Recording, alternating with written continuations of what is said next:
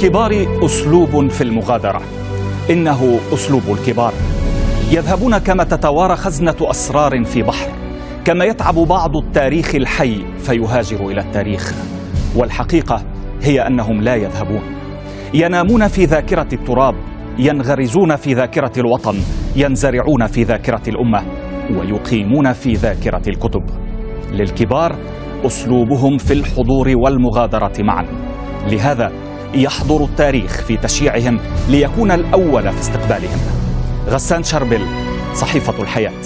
مشاهدينا الكرام، إليكم تغطية خاصة من العربية لرحيل وزير الخارجية السعودي السابق الأمير سعود الفيصل، فأهلا بكم.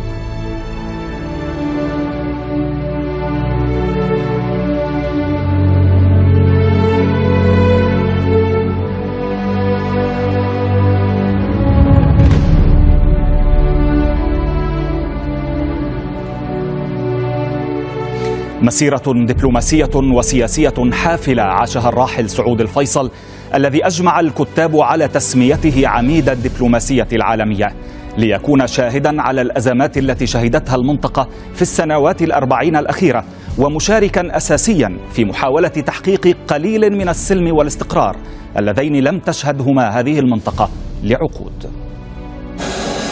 آلاف الكيلومترات قطعها وزير الخارجية السعودي الراحل بطائرته للمساهمة في جلب الاستقرار إلى منطقة لم تعرف الاستقرار، جهد لم يعرف الانقطاع في شبابه وكامل صحته، وكبيرا حين أنهكه المرض. 4 عقود من الأزمات والقلاقل السياسية عصفت بمنطقة الشرق الأوسط، خبرها سعود الفيصل بكل تفاصيلها. محطتان ذهبيتان في مسيرته الدبلوماسية: إنهاء الحرب اللبنانية الأهلية التي استمرت لعقد ونصف العقد، وإخراج قوات صدام حسين من الكويت. وصفه السياسيون الذين عاصروه في العمل على هذه القضايا المعقدة بأنه وسيط ناجح وهادئ. للفيصل الذي وصف بأنه أمير الدبلوماسية دور بارز في المحافظة على العلاقات السعودية الأمريكية في الأوقات الصعبة والمتوترة التي أعقبت أحداث 11 من سبتمبر. وبعد رحيله تحدثت عنه الصحف الأمريكية. صحيفة واشنطن بوست وصفته بأنه رجل صاحب رؤية بعيدة المدى، يملك مهارات دبلوماسية للوصول إلى تسويات، ولا ينجرف عاطفيا بالتفاؤل أو الإحباط. وصحيفة نيويورك تايمز وصفته في تأبينها له بأنه الدبلوماسي اللبق الذي حافظ على مكانة بلده الإقليمية وعلاقاتها مع القوى الكبرى من خلال القوة الهادئة وخلف المشاهد وبعيدا عن الأنظار. وفي مرات عديدة صدق حدسه وتوقعه بحدوث الأزمات، كما حدث مع الغزو الأمريكي للعراق، حينما حذر الفيصل علانية حكومة الرئيس جورج بوش من خططها للاحتلال، كما في مقابلة مع محطة أمريكية تساءل فيها عن خطة الأمريكيين لليوم التالي لسقوط بغداد.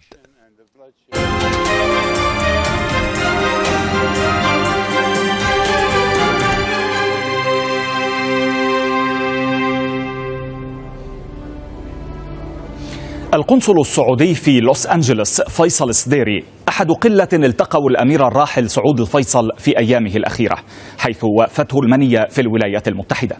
الزميل محمد العيدان التقى السفير السديري في الرياض قبل أيام، فلنستمع إلى ما قاله عن تلك الأيام الأخيرة. مشاهدينا، مرحبا بكم في هذا اللقاء الذي نجريه مع القنصل العام للمملكة العربية السعودية في لوس أنجلوس السفير الدكتور فيصل بن عبد العزيز السديري، فأهلا وسهلا بك.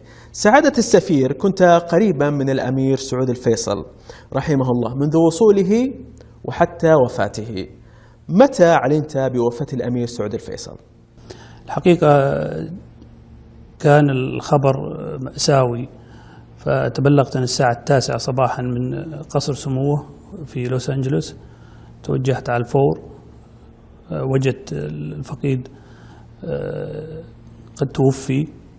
كان موجود الأطباء والعائلة، ويعني كان الجميع في صدمة يعني حيرة من الأمر، ولكن لا راد لقضاء الله، وهذا يعني كان يعني فاجعة على الأمة كلها، ولكن الحمد لله على قضاء الفقيد، فقيد أمة ومآثره يعني لا تحصى، وإجماع العالم على حبه سواء من الوطن أو خارج الوطن لما له من مواقف ومشهودة ومحبة في قلوب الجميع. سعادة السفير، كنت قريبا من الراحل خلال تواجده في لوس أنجلوس، كيف كان يمضي وقته وبرنامجه الرمضاني؟ الحقيقة كان رحمه الله عادة سنوية إجازة في شهر رمضان المبارك لسبب واحد، لأنه تقل الاستقبالات الرسمية في شهر رمضان، فكان من حبه للعمل أن لا يأخذ وقت إجازته في الأوقات التي تكون فيها أعمال الدولة بكثرة، فكان هذا هو الشهر الوحيد الذي يقضيه بين أبنائه وعائلته. ومع ذلك حتى في إجازة رحمه الله كان العمل يصله بصفة مستمرة يومية بما فيها إجازة نهاية الأسبوع، وكان حريص رحمه الله ودقيق على الأعمال، سواء عندما كان، أنا الحقيقة عاصرته السنتين الأخيرة، ولكن طبعا وشهادتي تكون قليلة لأن في منه أقدم مني معه، لكن في لوس أنجلوس كان رحمه الله عندما كان وزير الخارجية العام الماضي في الوقت اللي كان موجود هناك كان يصل العمل بصفة مستمرة. بالنسبة للسنة هذه أيضا بعد ما وصل كان يأتي العمل عن طريق القنصلية، وكان حريص ودقيق، بالإضافة إلى أعمال أخرى.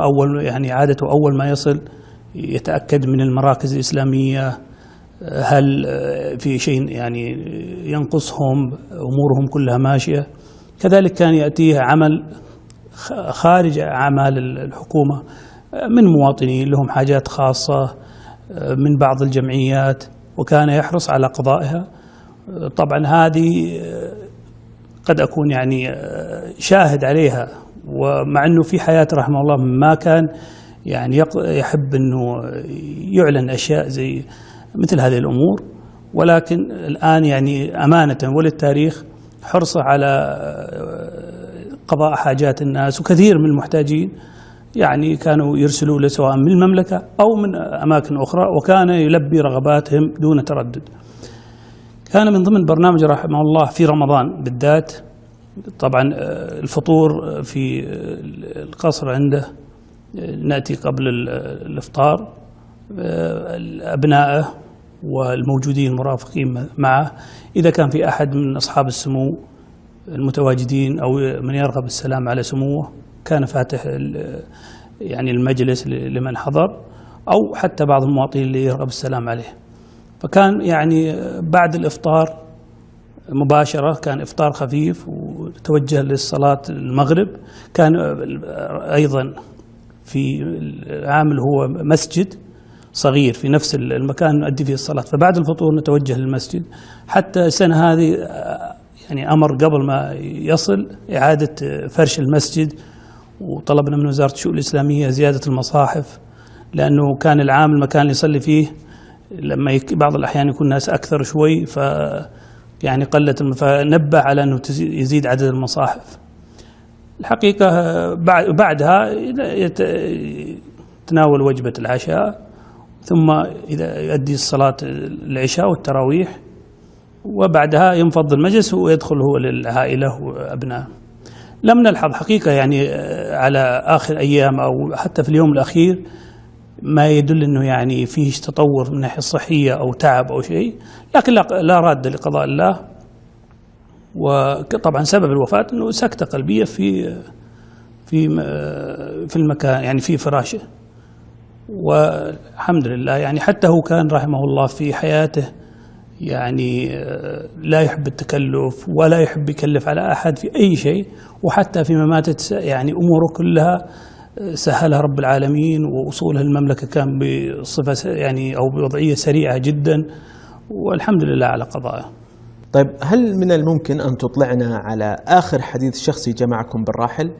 الحقيقة الحديث يعني كانت طيلة الأيام اللي كنا نجتمع فيها. كان رحمه الله يعني أولا أحداث الساعة سواء كانت في المنطقة أو في العالم كان يحب يعني متابع الأخبار، سواء أخبار قنوات التلفزيون أو الإخبارية أو ما يرد لسموه من تقارير صحفية بصفة يومية. حقيقة كان يتألم دائما، وهذا ليس بسر، وكان دائما يتألم من وضع الأمة و يعني ما أصابه وما يصيبه الآن. كان طبعا همه الشاغل قضايا العرب والمسلمين، قضية فلسطين، ما يحدث الآن من بعض التنظيمات الإرهابية. كان يعني يتألم من ما آلت إليه الأمور في بعض الدول العربية، و يعني كان رحمه الله حتى في آخر حياته كان ينوي يعني البوح أو بالكتابة عن وضع ومأساة الأمة يعني للعلن. يعني ما كان، قد يكون في بداية الوقت ما كان عنده الوقت الكافي، الآن كان يعني في الوقت الأخير يعني يرغب أنه يطرح وجهة نظره الشخصية للعالم، ولكن سارع القدر ما كان يتمناه والحمد لله. طيب، هل من الممكن أن تذكر شيئا مما قاله حول الأحداث والمآسي التي تجري في المنطقة؟ والله شوف، بالناحية السياسية كان يعني الوضع الراهن ما يحدث الآن في سوريا وكذلك في اليمن، بالإضافة للقضية الرئيسية قضية فلسطين، هذه يعني لا يأتي يوم ما تطرق لها رحمه الله، وبألم وبحسرة. يعني كان مجلسه حقيقة مجلس لا يمل، يتطرق الأشياء الأمور يعني ما يحدث في الأخبار وأحداث الساعة أيا كانت وفي أي مكان كان. كذلك لا يخلو مجلسه من التطرق بعض الأحيان لأمور الأدب، الشعر. يعني كان طبعا الأمير سعود قارئ، يعني لا يذكر له كتاب سواء باللغة العربية أو باللغات الأجنبية إلا ويحرص على يعني إحضاره وقراءته.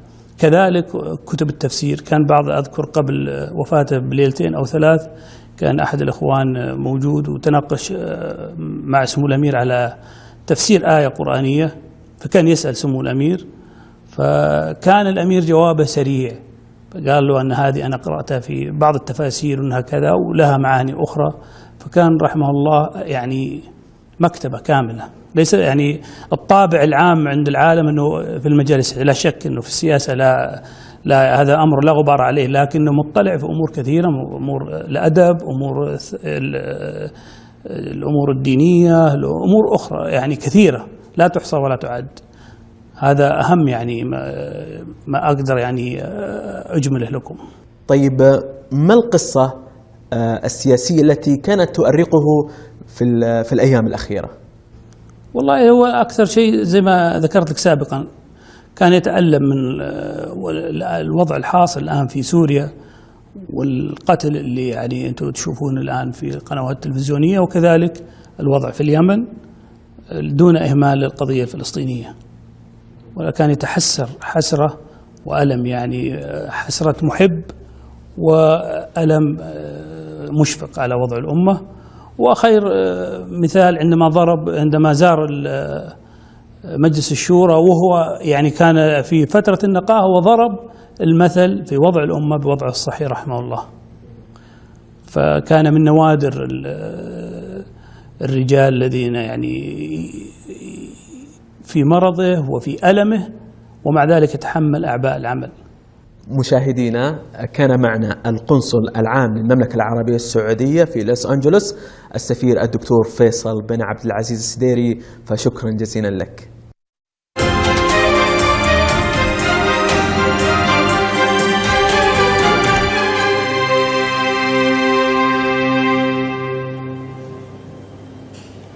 لا يذكر دبلوماسيو العالم ومن قبلهم قادة الدول أن التعبير الدقيق قد خانه.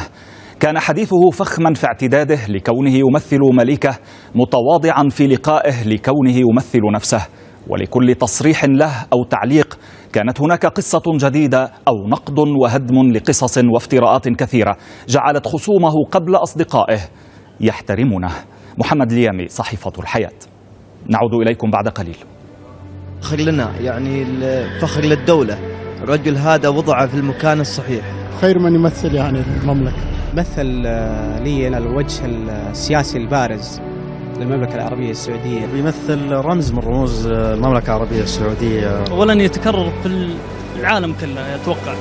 الشخص الناجح في مسيرته السياسية في إدارة وزارة الخارجية طول هالفترة. لن يتكرر، يعني كان خدم الأمة العربية والإسلامية والشعب السعودي.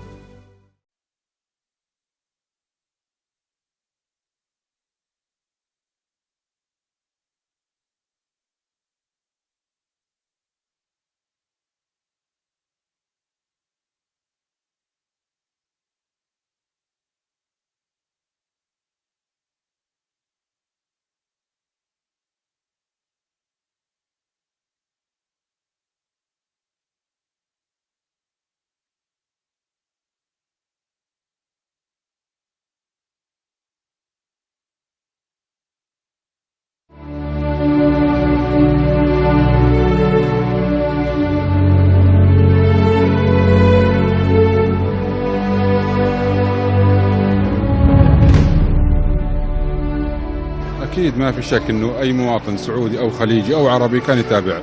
قراءة تمثل أي مواطن سعودي. نعم كنت أتابع. ايوه طبعا يعني احنا حتى يوم كنا ندرس في امريكا يعني كان الرجل يعني يشرف صراحه. نعم اتابع تلفزيون واتابع اذاعيا واتابع صحفيا. من افضل من كنت اتابعهم هو الامير سعود الفيصل الله يرحمه. الصحف المحليه او عن طريق الواتساب او تويتر. اكيد لازم نتابعه، هذا سفير الوطن ووزير الخارجيه لازم نتابع.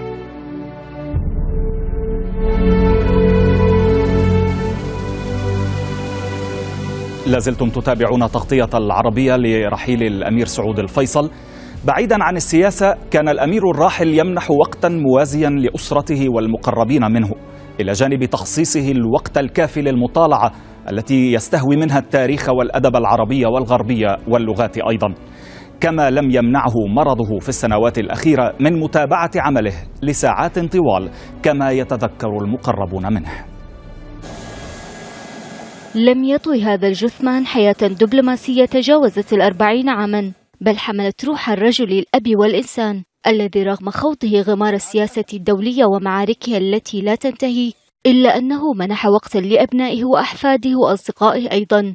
بين المقربين من الأمير سعود الفيصل غابت صورة الوزير الدبلوماسي، وحلت محلها صورة المربي والموجه الذي لطالما أبقى عدسات الكاميرا بعيدة عن حياته الخاصة. صور تعيد إلى الأذهان جوانب من طفولته برفقة والده الراحل الملك فيصل، إلا أن الأمير سعود الذي عاصر 4 ملوك للسعودية لم تغب السياسة عن أحاديثه المشتركة مع الأصدقاء، إلى جانب متعته في الحديث حول الثقافة والأدب كما يقول مقربون منه. القراءة في التاريخ والأدب العربي والغربي كانت تستهوي الفيصل، بالإضافة إلى محبته للشعر العربي وخاصة الجاهلي وحفظه بعض قصائد كباره، هذا إلى جانب إعجابه بإنتاج الأدباء الغربيين والكلاسيكيين والمحدثين. لقد فقدنا فعلا رجلا عظيما سياسيا محنكا واسع الاطلاع واسع المعرفة. عميد الدبلوماسيين العرب كما يلقب الفيصل كان يبدي اهتماما بالغا باللغات وعوالمها الفسيحة، ما انعكس على إتقانه لأكثر من لغة بطلاقة. فوداعا أيها الملك الغالي،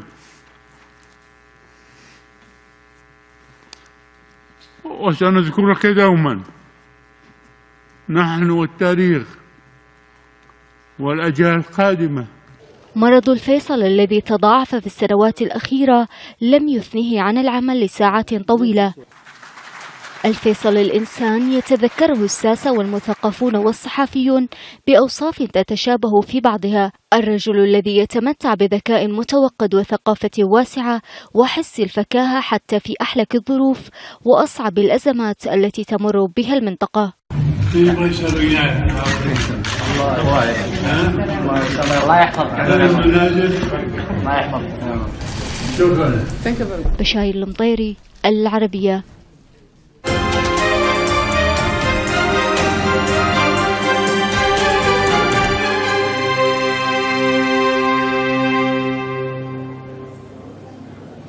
في صباك أحببت الخيل فروضت السياسة كما كنت تروض الأفراس، وأتقنت المبارزة بالسيف فنازلت معارضيك بشجاعة وإقدام، ولعبت كرة القدم فأجدت المحاورة، وعززت المرونة في العمل مع الآخرين، وكانت لك مهارات أخرى أتقنتها غدت لك المعين في حمل ما حملت من الأعباء. أميزها كان سماعك لآراء الآخرين بصبر أيوبي وإنصات فيصلي. الأمير تركي الفيصل شقيق الأمير الراحل سعود الفيصل عن صحيفة الشرق الأوسط. وللمتابعة في رصد أبرز نواحي شخصية الراحل ينضم إلينا الآن من جدة السفير فيصل طراد المندوب السعودي لدى الأمم المتحدة في جنيف. أهلا بك معنا سعادة السفير في هذه التغطية من العربية لرحيل الأمير سعود الفيصل. كثر هم الذين كتبوا عن أبرز ما ميز شخصية الراحل، ولكن نريد أن نسمع ممن عمل معه شخصيا أكثر من 3 عقود. ما أبرز مزايا الراحل الشخصية والمهنية؟ أهلا وسهلا بكم قناة العربية. الحقيقة الحديث عن الأمير سعود الفيصل يحتاج إلى أكثر من هذا الوقت، وفي تجربة امتدت إلى أكثر من 3 عقود يرحمه الله. لكن أعتقد أن أهم ما يميزه يرحمه الله كانت هذه القدرة على الاستيعاب وعلى الاستماع وعلى الحوار وعلى التفاوض. قل ومن النادر أن تجتمع كل هذه الصفات في رجل دبلوماسية بهذا المستوى، ولكن الأمير سعود الفيصل يرحمه الله اجتمعت فيه هذه الخصال، وأضف إليها ما ورثه من والده يرحمه الله الملك فيصل، والخلفية الثقافية والإسلامية. يعني كان لديه الحقيقة صفة القائد المحنك والمفاوض البارع والدبلوماسي المقنع. نعم سعادة السفير، عالج الراحل الكثير من الملفات طيلة العقود التي قضاها في الخارجية السعودية، ولكن ما أبرز المتاعب السياسية الإقليمية التي كانت تؤرقه أكثر من غيرها؟ ضعنا في صورة بعض المواقف التي شهدتها حضرتك مع الراحل. يعني أعتقد أنه مرحلة عملي كمندوب دائم للمملكة في الجامعة العربية من عام 2000 إلى 2004 شهدت أمتنا العربية الكثير من التحديات. نعم. واحدة منها كانت الموقف في العراق. صحيح. ويعني مؤتمر الذي سبق يعني التدخل الأمريكي في العراق كان في 2003 مؤتمر شرم الشيخ، وما سبقه أيضا القضية الفلسطينية ومؤتمر قمة بيروت إذا تذكرون، وإطلاق مبادرة السلام العربية لتصبح مبادرة عربية. نعم. الحقيقة يعني سبق هذا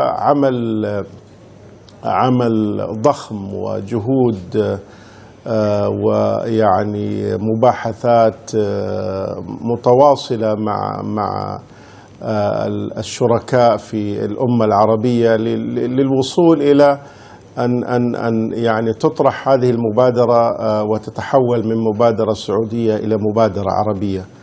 وبدون شك جهوده المباشرة في التواصل مع كافة الدول المؤثرة في ذلك الوقت كان لها دور بأنه قمة بيروت أقرت المبادرة السلام العربية.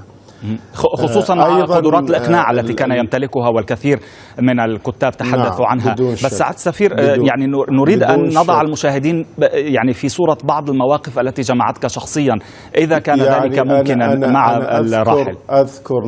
أنا أذكر أن في أحد الاجتماعات الهامة جدا والمغلقة لوزراء الخارجية امتد الاجتماع إلى تقريبا 14 ساعة متصلة، وأنا أكرر متصلة. معقول؟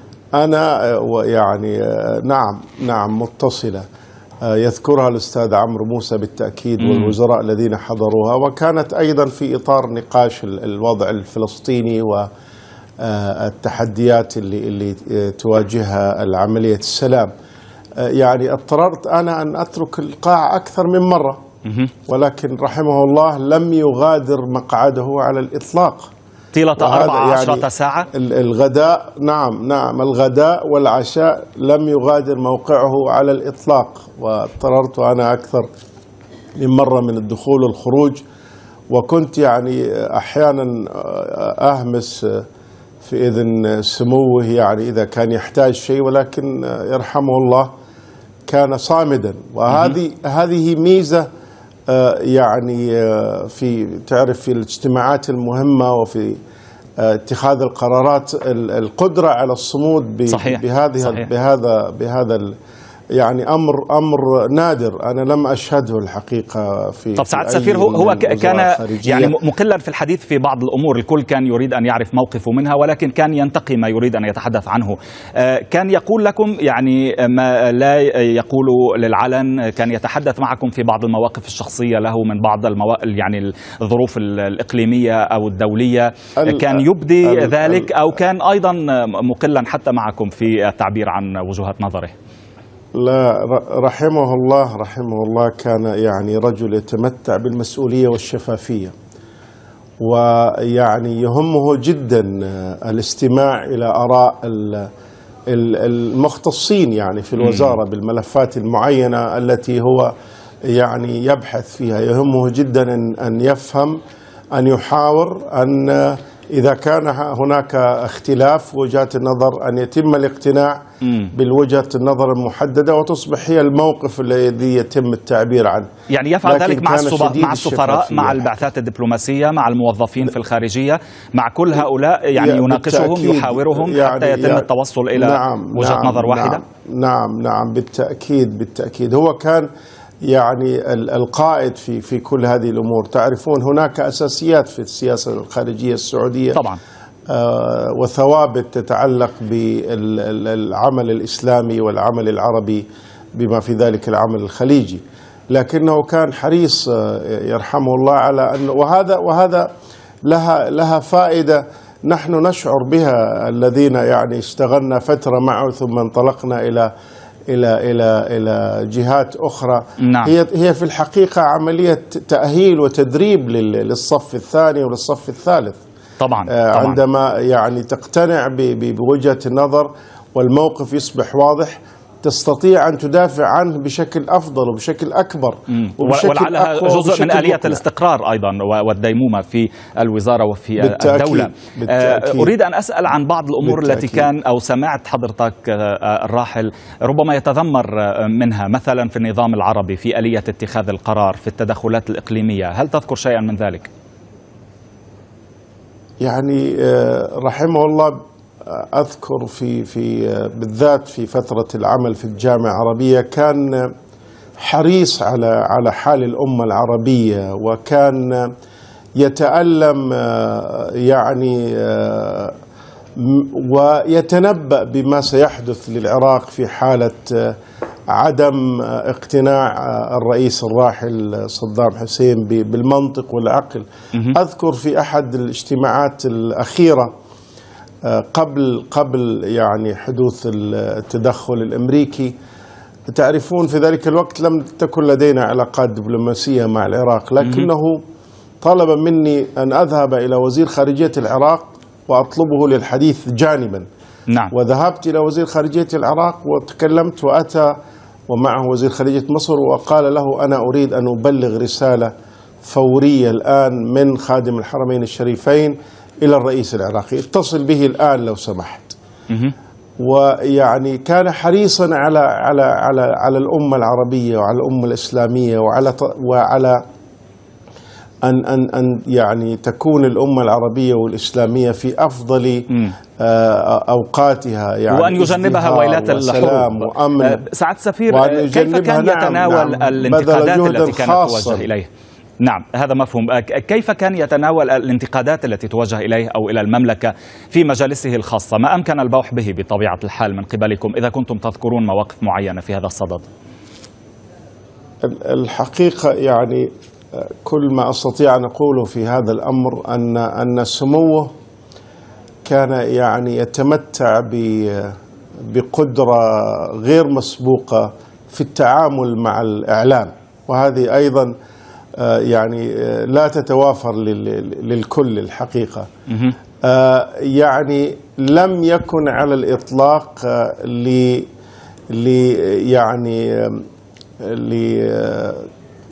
بأنه ما يجاوب على السؤال، بل أي سؤال بغض النظر عن ما يمكن أن يطلق إليه أنه يمثل انتقاد أو يمثل إساءة، كانت إجابته دائما تكون بشكل دقيق وبشكل واضح، والحقيقة تعكس الأمر. يعني الإجابة تعكس الموقف تماما. يعني هذا الذي يسأل وهدفه مشكوك فيه يعود الأمر ويصبح وينقلب إلى ضده، لأنه أحيانا يجيب بشكل مقتضب، ولكن الموضوع دقيق ومباشر.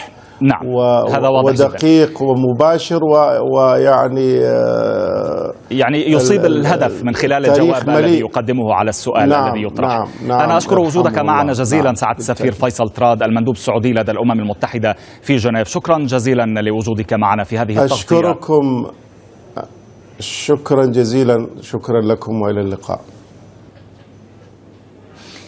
وزير خارجية العرب الدبلوماسي المهذب الذي كان مقنعا حين يطل بربطة العنق الغربية أو متألقا في الزي السعودي التقليدي، كان قويا وهادئا ومتحدثا لبقا يحقق أهدافه ببراعة ويلعب دور الوسيط المحبوب بين الجميع بعيدا عن أعين الجميع. بعض مما كتبته صحيفة نيويورك تايمز وضمنه راجح الخوري في مقاله في الشرق الأوسط. نعود إليكم بعد قليل. والله استقبلناها بصدمة أليمة جدا. خبر وفاته صدمة علينا بصراحة، صدمة كبيرة، لكن الحمد لله قضاء الله وقدره، هذا أمر الله سبحانه وتعالى. صدمة للكل صراحة. شخصية عزيزة وحقيدة يعني على العالم كله، رجل لن ينساه يعني الشعب السعودي والعربي والإسلامي. والله أنا عرفت من تويتر، ففتحت التلفزيون العربية، جاء الخبر فجأة. الحقيقة كان الخبر شوي يعني ما توقعناه. طبيعي أن يكون خبر مؤلم جدا لأي مواطن سعودي يعني حريص على مصلحة المملكة العربية السعودية.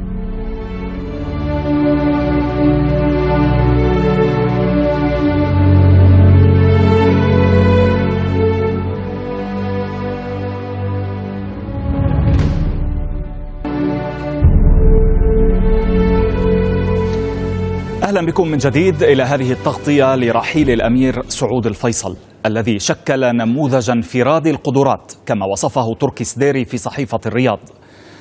هو رسم ملامح السياسة الخارجية السعودية أمام الرأي العام المحلي والعالمي من خلال عشرات بل ربما المئات من المقابلات التلفزيونية والمؤتمرات الصحفية، وعرف الفيصل خلالها بتمتعه بروح الدعابة التي يظهرها للصحفيين حتى في أصعب مراحل مرضه. وأود بهذا الصدد أن أشير إلى السر المعلن. على مدى 40 عاما قضاها حول العالم، أجرى وزير الخارجية الراحل سعود الفيصل مئات المؤتمرات الصحفية التي رسم فيها أمام الرأي العام ملامح السياسة الخارجية السعودية التي اتسمت بالحزم والانفتاح على حد سواء. فاشتهر الأمير الراحل بالنسبة للصحفيين الذين يواكبون مؤتمراته بروح الدعابة التي يظهرها حتى وهو في أصعب مراحل مرضه. يقول المقربون منه إن الوضع المضطرب الذي تعيشه المنطقة أثر بشكل كبير وساهم في تدهور حالته الصحية، وهو ما كان قد تحدث عنه بنفسه قبل فترة قصيرة. إني أستميحكم عذرا أن أكون بينكم اليوم وأنا لا أزال في طور النقاهة أثر عملية جراحية كانت حالتي فيها أشبه بحال أمتنا. هناك جانب آخر من شخصية الأمير الراحل، فداخل غرف التفاوض المغلقة هناك شخصية مفاوضة ومقنعة وحازمة، سواء بلغته الأم أو اللغات الأخرى التي يجيد التحدث بها.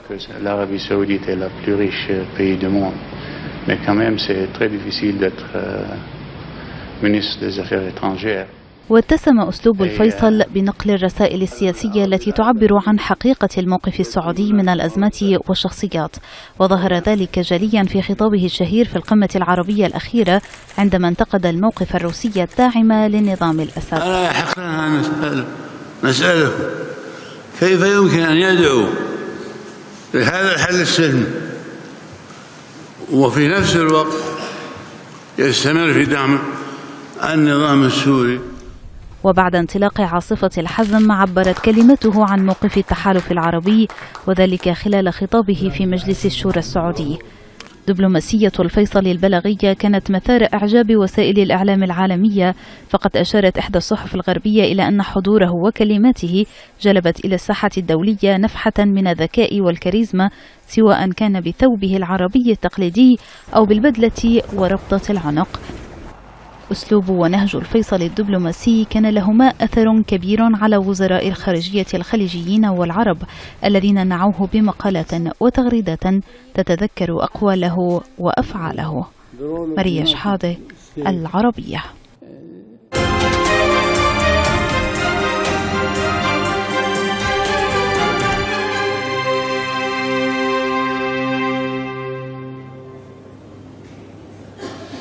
كان للأمير سعود الفيصل جلال وهيبة أمير الصحراء، فقد كان طويلا ونحيفا ودقيقا في كلامه ومتقشفا في حياته الخاصة.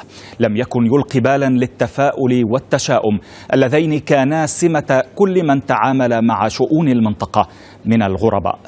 الكاتب الصحفي في واشنطن بوست ديفيد إغناطيوس، وهو الذي نأمل أن يجهز الاتصال معه ليحدثنا من واشنطن أكثر عن معرفته المهنية والشخصية بالراحل.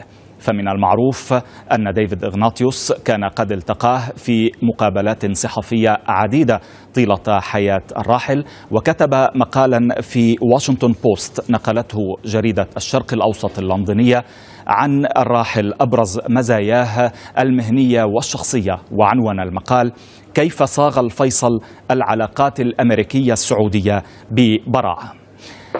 ينضم إلينا إذن الآن ديفيد إغناطيوس، وهو الكاتب الصحفي في واشنطن بوست. أهلا بك معنا سيد ديفيد في هذه التغطية من العربية لرحيل الأمير سعود الفيصل. كتبت معنونا: كيف صاغ الفيصل العلاقات الأمريكية السعودية ببراعة. هل لك أن تضعنا أكثر في تصورك هذا لطريقة وأسلوب أداء الراحل الأمير سعود الفيصل في صياغة هذه العلاقات الأمريكية السعودية رغم كل ما مرت به من مطبات هذه العلاقة وهذا الحلف؟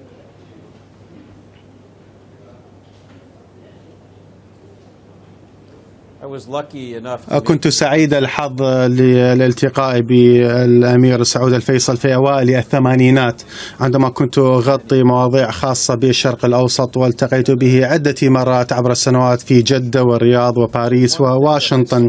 غير أن الشيء الوحيد الذي لاحظته في كل زيارة هو أنه كان رجلا على الرغم من سلطته يصغي للآخرين، ولديه إحساس قوي جدا وقدرة دبلوماسية للتحدث بوضوح وللتعبير عن موقف المملكة العربية السعودية وتوضيحه للولايات المتحدة. وكان دبلوماسيا مميزا جدا وواحد من أفضل الدبلوماسيين الذين التقيتهم في حياتي. قلت في مقالك: غالبا ما تسبب الحرص المتأصل للأمير سعود في حالة إحباط للأمريكان الذين أرادوا أن تكون المملكة أكثر ارتباطا ونشاطا بالأجندة الأمريكية في المنطقة. لم ينصت المسؤولون الأمريكيون بشكل كاف. كيف كان ذلك واضحا بالنسبة إليك؟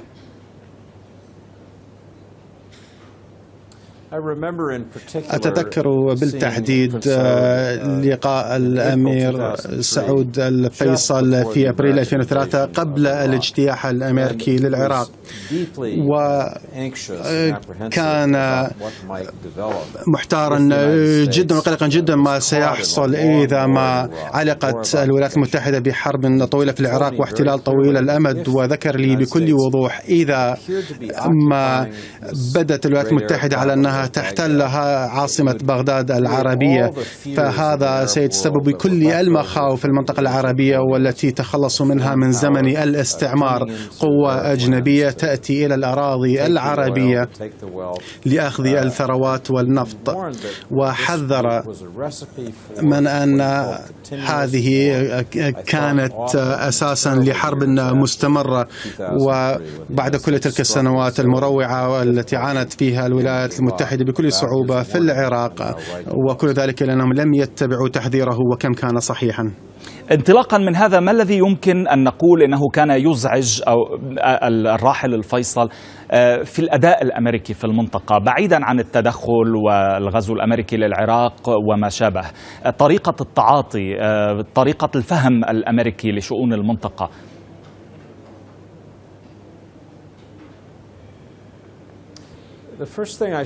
الشيء الأول الذي علي أن أقوله هو أن الأمير سعود الفيصل كان من المناصرين لأمريكا، فقد تعلم في برينستون وكان لديه حب لأمريكا بعد أن رآنا في أفضل حالاتنا، ولكنه كان منزعجا لأن أمريكا كانت شريكا صعبا للمملكة العربية السعودية، كما كان هو الحال فيما يخص المملكة العربية السعودية مع أمريكا. غير أن الشيء الذي أزعجه خلال السنوات هو أنه انعدام قدرة أمريكا على تحويل ونقل عملية السلام الإسرائيلية الفلسطينية، فقد آمن بأن هذه كانت في صلب وجوهر الصعوبات التي تعاني منها أمريكا مع الدول العربية، ولكنه لم يتمكن من التعبير بشكل واضح للأمريكان أو للفلسطينيين لإنهاء هذه العملية. هل تذكر مواقف شخصية حصلت بينك وبين الراحل فيما يتعلق بما كان يقوله ممازحا أحيانا، أو في بعض إجاباته التي لا تنسى في مقابلتك معه في تعامله مع موظفي وزارة الخارجية، مع نظرائه، ربما إذا صدف وأن اجتمع مع أحد نظرائه وأنت هناك؟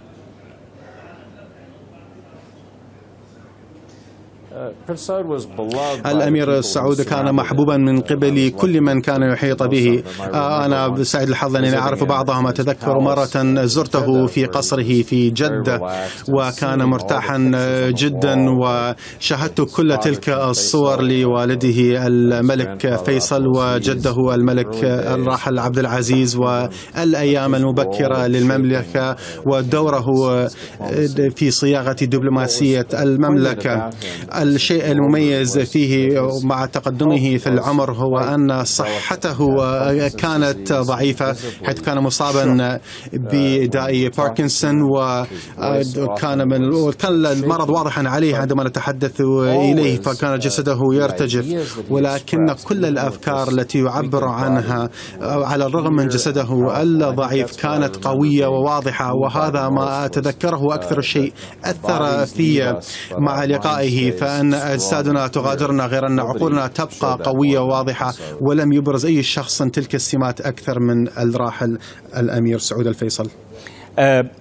هل ترى إلى شخصية الأمير الراحل سعود الفيصل على أنها هي التي طبعت أبرز سمات الخارجية السعودية والدبلوماسية السعودية في العقود الأخيرة، أو أن الموروث السياسي التقليدي للمملكة هو الذي طبع شخصية الأمير سعود الفيصل الدبلوماسية؟ كيف تنظر إلى ذلك؟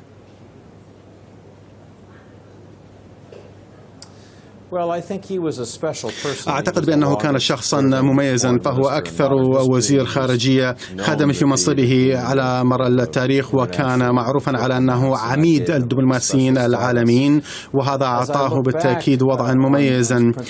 وبينما أتذكر الأمير سعود أشعر بالإحساس بالندم. هذا الرجل البارع والمميز خاصة مع علاقاته في الولايات المتحدة لم يكن يعبر عن كل ما يريده بكل وضوح مع الولايات المتحدة، فغالبا ما كانت الرسائل تفوت بعضها البعض سواء بين أمريكا والسعودية والسعودية مع أمريكا. وكان مؤدبا جدا ومهذبا أيضا، وكنت أتساءل في بعض الأحيان ربما كان يرغب في الصراخ بوجه وزير الخارجية، ولكن الأمير سعود كان مؤدبا جدا وما كان يفعل ذلك أبدا. بالحديث عن الإدارات الأمريكية والمسؤولين والصحفيين الأمريكيين كذلك، كل هؤلاء كيف كانوا ينظرون إلى الأمير سعود الفيصل كشخصية وكأداء دبلوماسي؟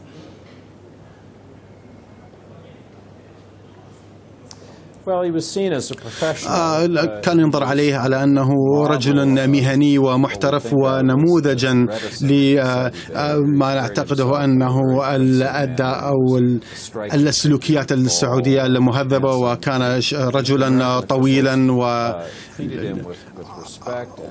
وعامله المسؤولون الأمريكان بأشكال مختلفة ولكن دائما باحترام. وكانت هنالك بعض الدبلوماسيات التي تتطور والتي تتعدى هذه الحدود الدبلوماسية ولها قيمة كبيرة جدا. لسوء الحظ لا أعتقد بأن تلك العلاقة والحميمية لم تكن حاضرة دائما، وأتمنى لو كان هنالك المزيد منها.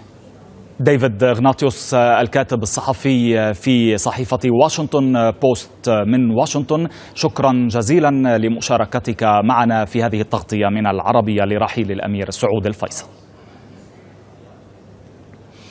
هكذا مشاهدينا الكرام نكون قد وصلنا إلى ختام هذه التغطية الخاصة من العربية برحيل الأمير سعود الفيصل وزير الخارجية السعودي السابق.